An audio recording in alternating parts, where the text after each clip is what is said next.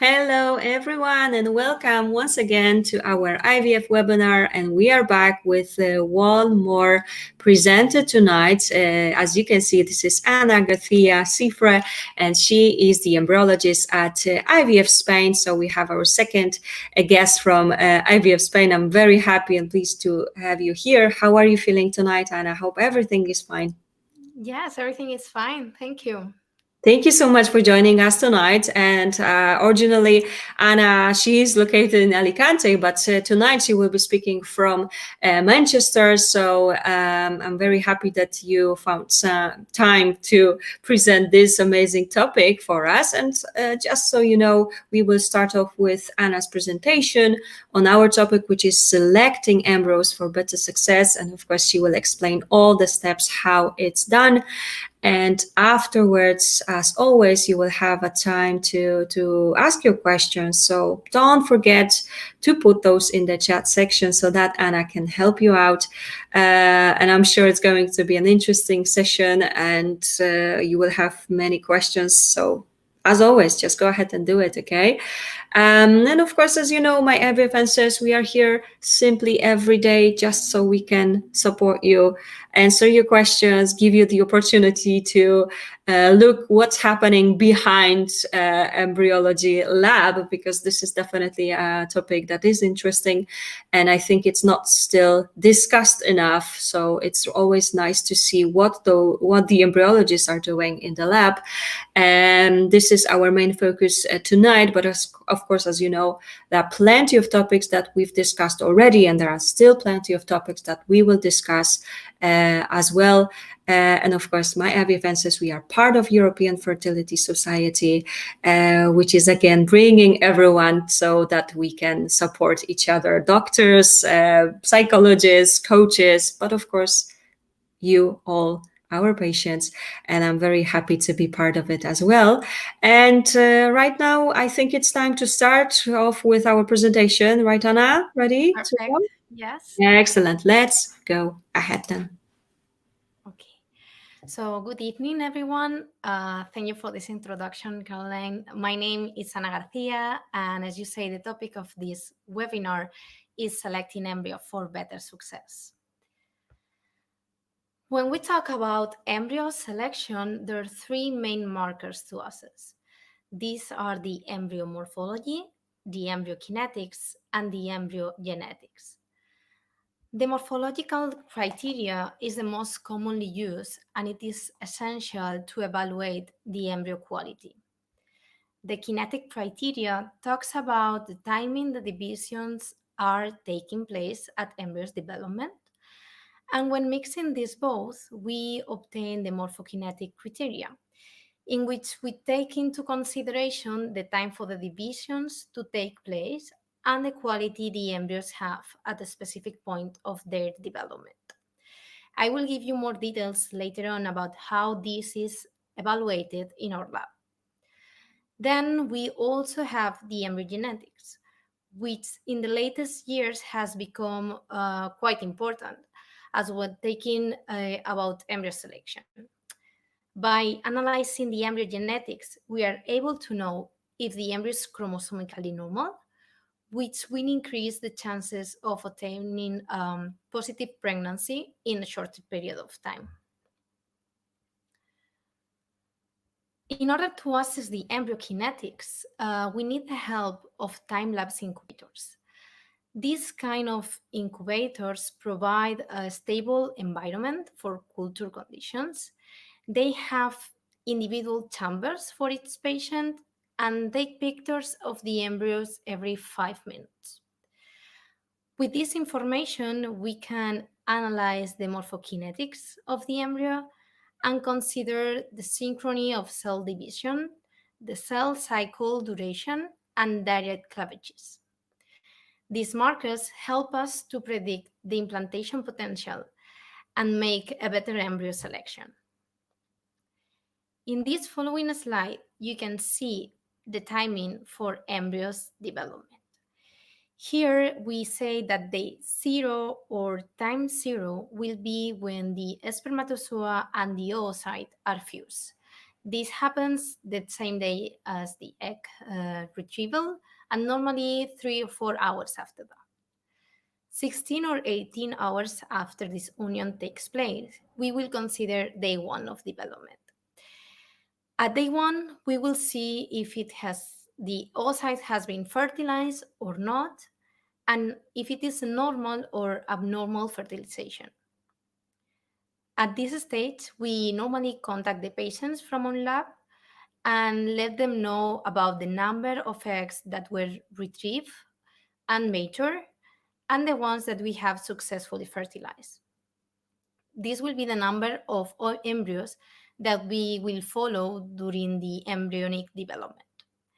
Then day 2 will take place at 41-45 hours post-insemination.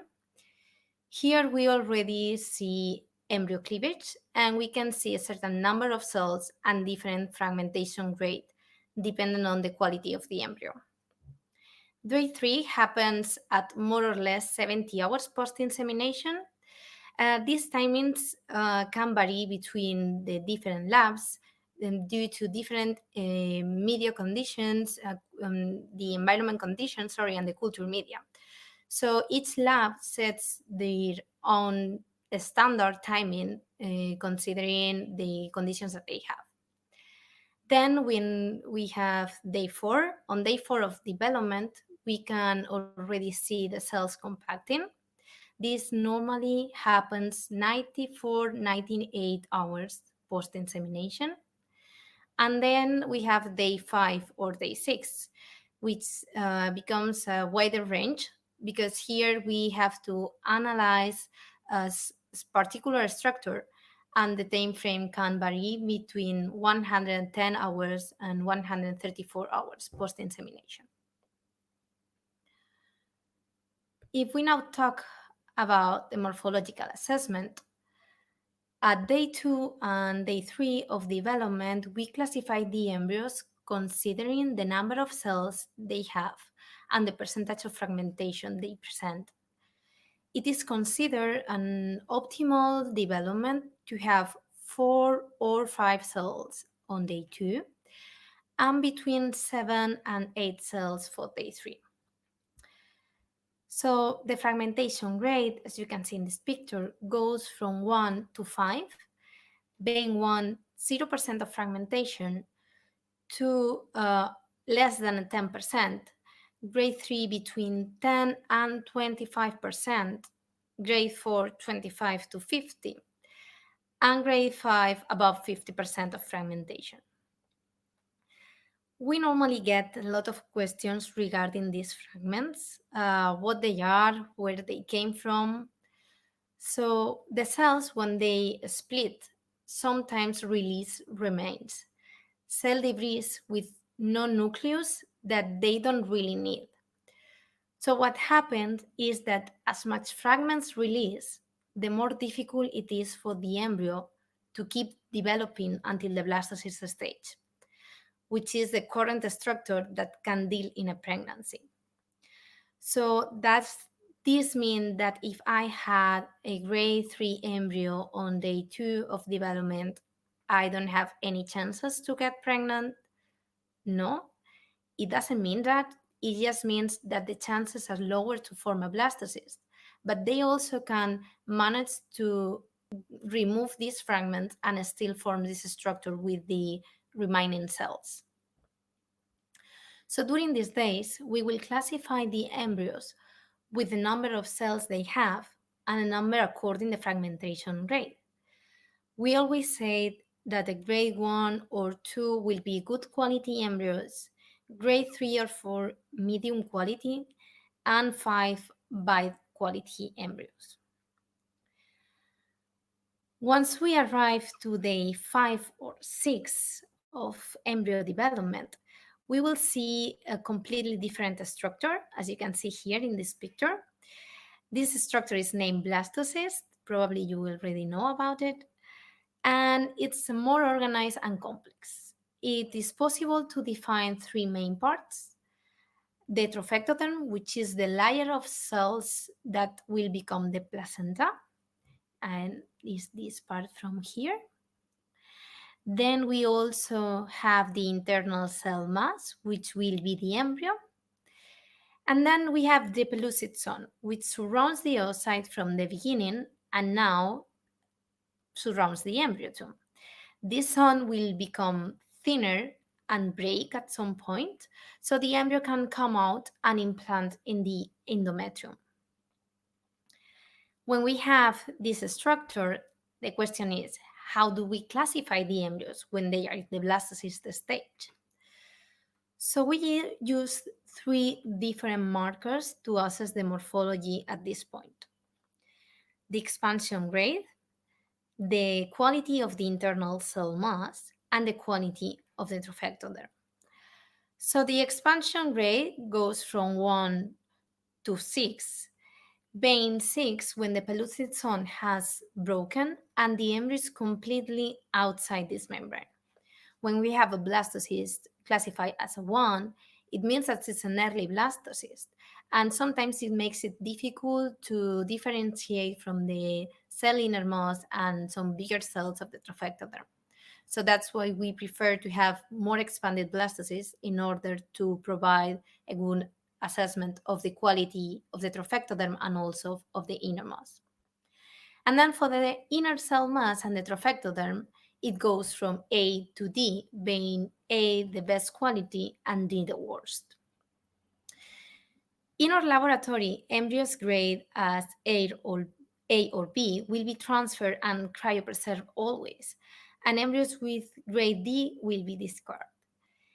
Whereas in the C category, there will be a wide range of subcategories, and the final decision may vary. That's why every single embryo is assessed individually. Here it is important to point out that different labs have different criteria and can be more or less strict when classifying embryos. This is just a simplification, and embryos are truly more complex. So at the end, it is important to trust in the decision that the embryologist made and not compare with other patient situations, which probably will not be the same as yours. As I say, every embryo needs to be assessed in individual way.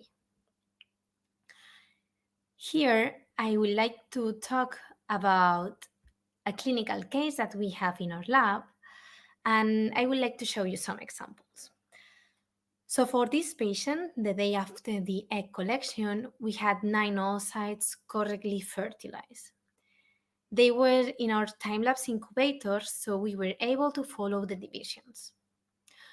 All the embryos divide at day 2, and these are the qualities of the embryos at day 3. So as you can see, we have 6 embryos with A quality, 1 classified as a B quality embryo, and 2 more classified as C quality embryo. What happens if we do a day 3 embryo transfer? Well, as I say, their timing and also the fragmentation rate will help us to select the best embryo of the ones classified as with an A.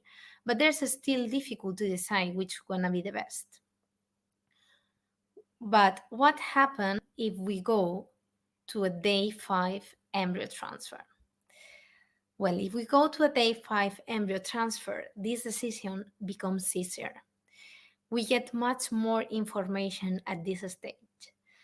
Some of the embryos that had good quality on day 3 did not manage to get to the blastocyst stage. As you can see it in here is the case of the embryo 3 and 4 from this patient.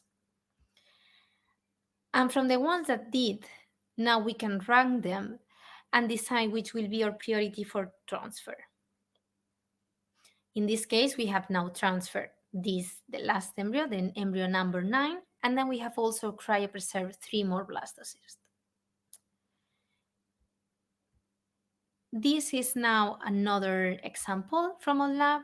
This is a woman that had 4 embryos correctly fertilized on day 1, which divide and were classified in day 3 as 1 quality A embryo, 2 B qualities, and 1 C quality embryo.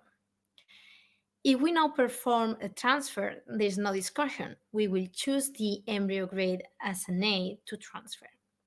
But what happens if we keep these embryos in culture? So even if they had good quality on day 3, when we kept them in culture until day 5, none of them become a blastocyst. This can also happen. The quality of day 3 does not imply that they are going to have good quality on day 5.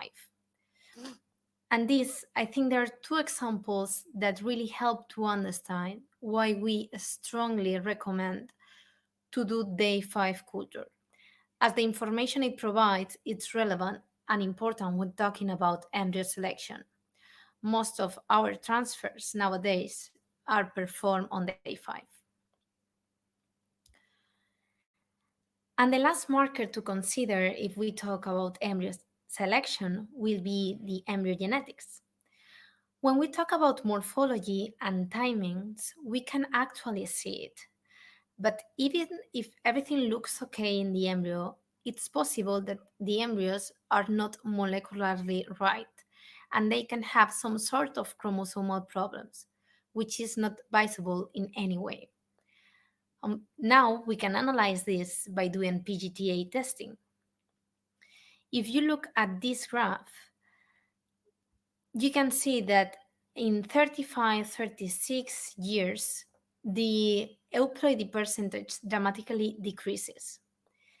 With the genetic selection, we can choose chromosomically normal embryos to transfer and avoid transfer of embryos which may not be euploid. By doing this, we reduce the number of transfers and prevent to transfer embryos, which will lead to a negative pregnancy or even a miscarriage. Here, the most common question that we have in the lab, and I think it's quite interesting to see, is how this is done in the lab. To perform the biopsy, we need to have an expanded blastocyst, big enough to take some cells out from the trophectoderm without harming the embryo. We do it with a laser that helps us to cut these cells, and then this is sent to our genetic lab, which will analyze them. Once we finish with the biopsy, we will cryopreserve the embryo until we have the report from our genetic lab, which usually takes around 10 or 20 days. Then with this information, we can plan the next steps for the following embryo transfer, if the embryo results are normal. What happened if all the embryos came as abnormal embryos? Well, in some cases that we have a previous story of miscarriage or failure implantation, we can now know that this could be probably the problem that we had. And also this will give us a lot of information in order to plan a different treatment for the future and maybe move to an egg donation program, which will be more accurate in these situations. So, taking all these main factors in consideration, I would like to say that by doing day 5 embryo culture, having the optimal conditions that we have in our lab, with the help of the time-lapse incubator that allows us to do morphokinetic analysis, and by doing PGTA testing, we can help to make a better embryo selection and transfer the best embryos, and this will be directly related with the success of our treatment. So maybe I know that you can have now some questions, but I hope you have found this presentation interesting, and thank you again for your attendance. Thank you so much, Anna. Definitely interesting. And thank you so much for explaining all those details. And of course, now it is time for the questions. And as you can see, there are some questions right here already. Let's have a look at them, okay? Let's have a look at the first one from Rachel. Have you any experience using embryo culture that uses GM, CSF, Embryogene, Blastgen are the ones my clinic uses? Well, we don't use this kind of media. There's different. Each clinic uses different protocols in their in the daily routine. We have different media in our clinic now in Alicante, for example, and the one that we have here. We always assess every media that we use and we validate them, but unfortunately, I don't have any experience with that. All right, Rachel, thank you so much for your first question. And of course, thank you for the clarification, Anna. Let's have a look. Rachel has added one more question. In your experience, do you think PGTA improves pregnancy rates? Yes, I do. PGTA, as I say, give us really relevant information. What we have, if we have embryos which are aneuploid and we transfer them, we know that the result is going to be failure in the pregnancy. So if we have this information, we can just select the embryos that we know are going to have more chances to become a positive pregnancy. So of course they do, and we also have that in our results. Every clinic is going to say that. And yeah, it's really important. It also depends on the age, but we always recommend it.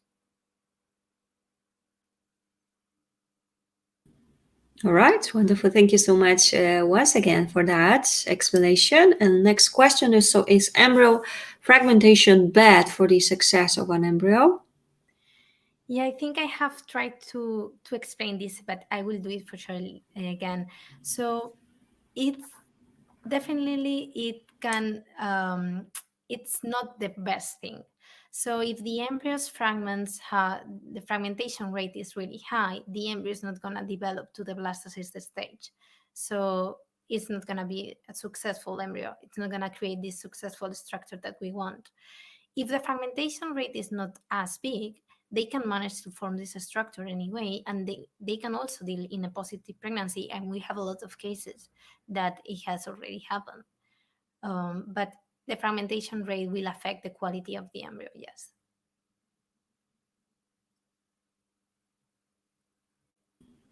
Wonderful. Thank you so much for yet another explanation then. And let's have a look. Of course, more questions are coming up, but of course, if you have any left, you know what to do. And let's have a look. Anna has added, are frozen embryo transfers more successful than fresh embryo transfers? We have a lot. This is a really typical question. We have almost the same success rates with frozen embryo transfer and fresh embryo transfer.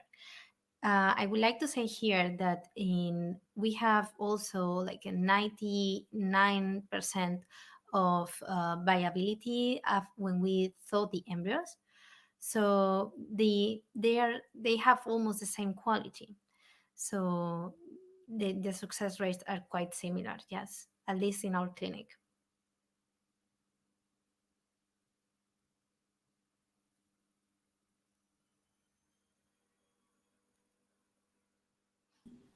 All right. Thank you so much. And let's have a look. Okay. Sorry, because there's a follow-up, I believe. Let me just... okay. Two parts. Does an embryo frozen at day 3 is not better than one frozen at day 5? Well, definitely not better. As I say, it can be the same, but not. It doesn't make it better to do it at day 3. Of course, if we frozen the embryos at day 5, these embryos in this stage has much more cells. They are formed by hundreds and hundreds of cells, whereas in day 3 they have normally around 8 cells. So it is, if we miss one cell in this, one cell is dead in this process of cryopreservation, it will imply worse damage in the day 3 embryo that it will do on day 5. So I will always recommend to go to day 5 to do the freezing of the embryos and then the transfer.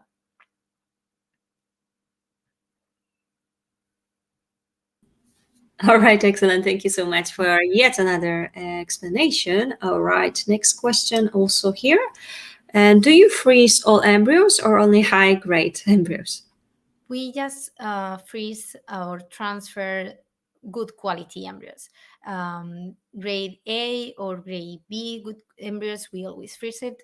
If we don't think an embryo has any possibilities to becoming a positive pregnancy, we will not freeze it.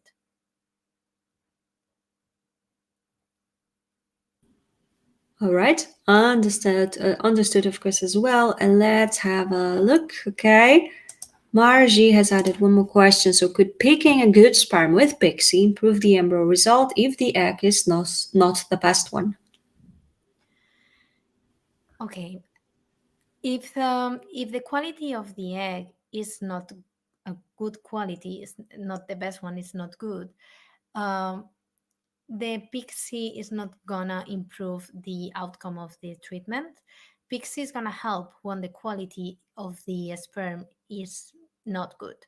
But if we have an oocyte problem, this is not gonna. I mean, we can choose a better sperm and try to do our best, but it's not gonna change that the quality of of the oocyte is not good.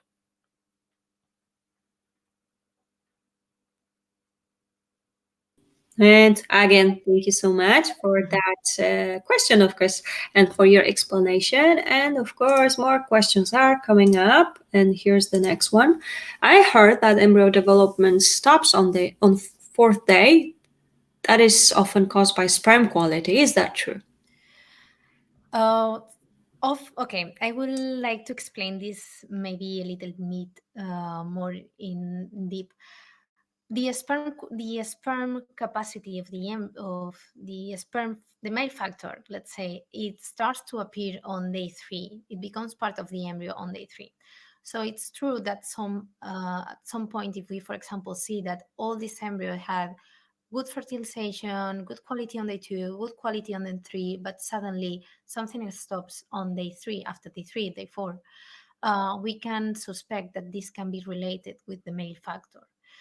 This not, of course, isn't gonna be the only option, but yes, this is kind of true that it can be related with the male factor when we see something, all the embryos stopping on day 3 or 4 of development.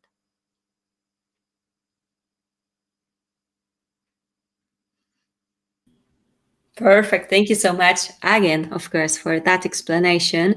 Okay, Margie has added one more question. So I have heard that a bad looking embryo could result in an unhealthy baby. What are your thoughts on that? Of course, I have seen it, not just hear it. I have seen that embryos that doesn't look like perfect quality. Maybe we have, I don't know, a 3 BC embryo, which is not the best one, but still has the structures that we need, and we have transferred them, and we have babies and we have positive pregnancies. So that's why we don't discard any embryo. If I mean, we always, the optimal to have, of course, will be a 5AA, 4AA, but sometimes we also have 5, 3, 4, 5 BC quality embryos, which had lead in a positive pregnancy and in a healthy baby. So that's why we have, as I say, it is there are different criteria between labs in what to keep and what to discard when we do the assessment of the embryo. But we always try to get all the information that we can from the embryo and keep the ones that we think they're viable, even if they don't are the best quality.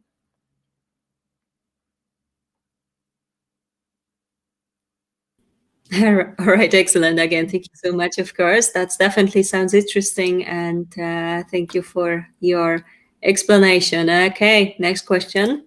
Any advice on improving implantation?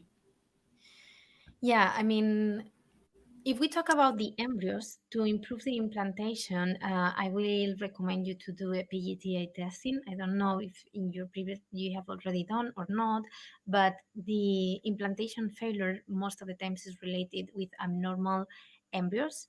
So if we know that the embryos are chromosomically healthy, the we we avoid to have these failures, and we can just try to deal with this problem. Talking about embryos, if we talk about endometrium and the capacity of the endometrium to implant for the embryos, there are a lot of tests that you can always do, like an ear map test, and also, I mean, this is more clinical part, and it's better to get advice of a doctor. But there are some tests that you can do in order to improve the implantation potential.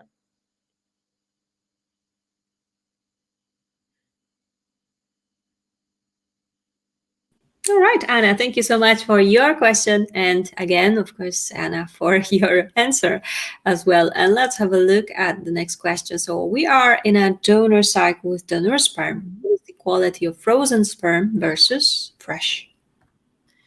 Okay, so when we talk about donor sperm, we cannot compare like frozen sperm versus fresh sperm as just like that, because of course when we freeze the sperm, there are some sperm cells that they're gonna die during this process, and if in a fresh sample we have, I don't know, 50 millions, maybe in the frozen one we will have 30. Doesn't mean that the quality is worse. Sometimes if we just check the numbers, it seems like, oh, I have this frozen donor sperm and it says that it just have 10 millions. Don't worry, because the majority of the banks had a really good criteria in order to select the donors that they use, and they have to fulfill this. They have to be normal sperm, and this is not gonna be a problem to use frozen sperm if it comes from the donor. If it comes for the partner sperm, this it's a little bit more different. If the fresh sperm quantity or quality is limited, we will always recommend to use fresh sperm, because if we cannot lose these ones in the cryopreservation procedure.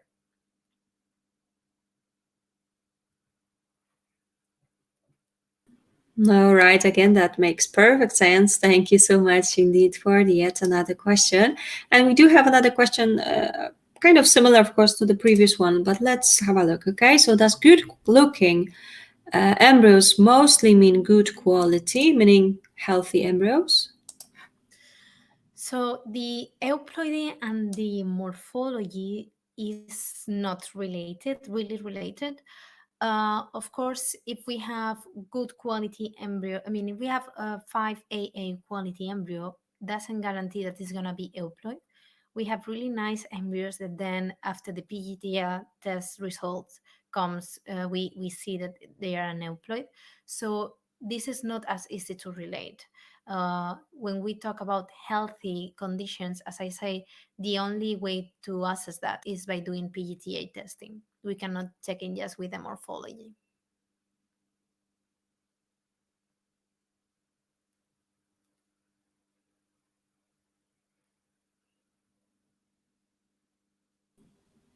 All right, again, thank you so much indeed for yet another question. And we need to wait a bit. Okay, someone is typing, so I believe there will be another question. No, it's actually a thank you. So thank you so much indeed for that. Again, someone is typing. So of course, we want to make sure that we have answered all of your questions. So we will be slowly finishing. But of course, I don't want to leave before you ask all your questions. So go ahead and type those in. But I think so far we had lots and lots of interesting questions as well. So thank you so much, everyone, for joining us, and of course for all those incredible ones, because that means that what we are doing here is helpful and it's useful. So very happy to see that. And as you can see, Anna, there's another thank you coming up your way. And yeah, I believe we will be finishing. There's one more. Thank you so for your support and answering all those questions. So we will be finishing. However, before we finish, Anna, is there anything you would like to add?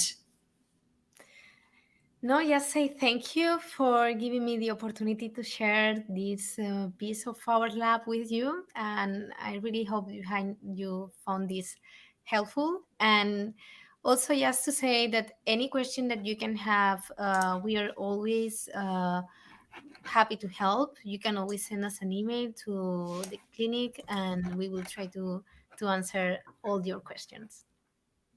Wonderful. Thank you so much for adding that. And just in case, I will send you a link where it's possible for you to simply ask your questions. There is a form there, and this will be redirected to Anna and her team at IVF-Spain. Don't hesitate. I'm sure they will be happy to help you out as well. And yes, I do believe it's been very, very useful to all of you, the presentation part, but also the Q&A session. Thank you, everyone, for spending yet another evening with us. Anna, it's been great to have you here, and you've done a brilliant job. So I'm sure it's going to be useful not only today, but as you know, this has been recorded. So if you would like to have a look at it once again, you will be able to do it. It will be available on our site, My IVF Answers, but also on our YouTube channel. So if you found it useful, we are very happy if you are able to share the link with some other patients that might find it useful. Don't hesitate. Go ahead and do it, of course. And Anna, again, thank you so much for your time. And I just want to also mention that we will be back tomorrow at 8 p.m. UK time. So there's one more event on embryology, terminology this time. So I do hope to see you here as well. And once more, Anna, thank you so much, and have a lovely evening. Take care, everyone. Bye. Bye.